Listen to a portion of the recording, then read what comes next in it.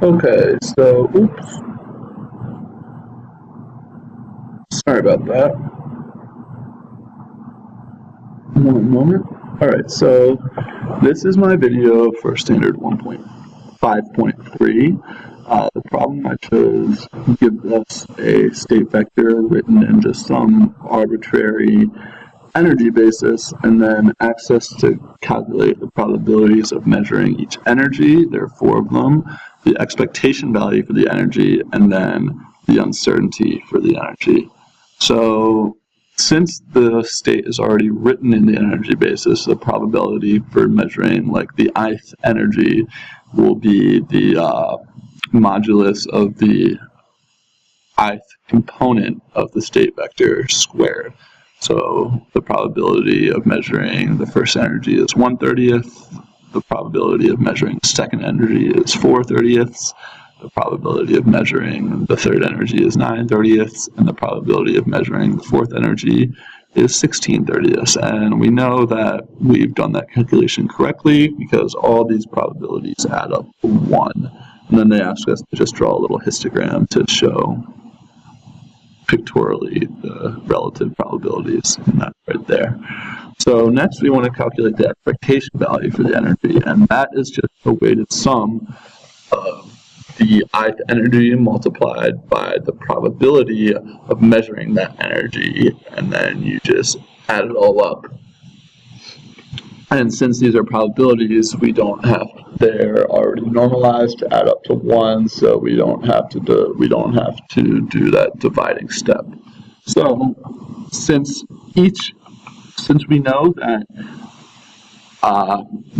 the energy of the E2 state vector is 2E1, the energy of the third energy state vector is 3E1, and the energy of the fourth state vector is 4E1, we get that we can calculate our expectation value pretty quickly from that, and then you can just see that calculation right here, and we get 130ths E1 for expectation value. So now they want us to calculate the uncertainty.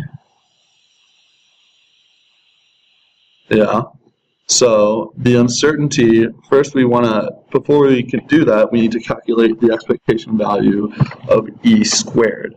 And we know we can do that because each measurable value, there's only 4 measurable values for E, so there can only be 4 measurable values for E squared, and it'll occur with the same probability. So then we can see that the expectation value for E squared should be 294/30 E1 squared. So then we can go ahead and calculate the uncertainty, because the uncertainty is the square root of the expectation value of E squared minus the expectation value of E squared. And that pause is important because the square on the outside of the second term under the square root.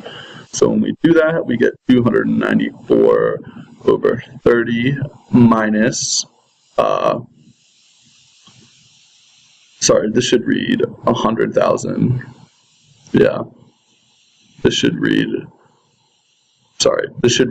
10,000, not 100, over 900. So then we'll get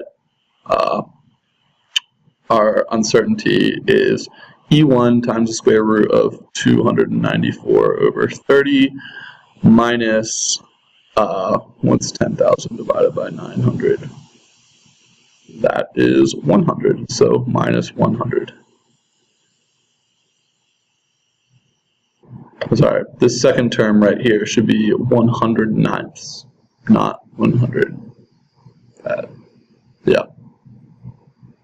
All right, so, and that's it for standard 5.3.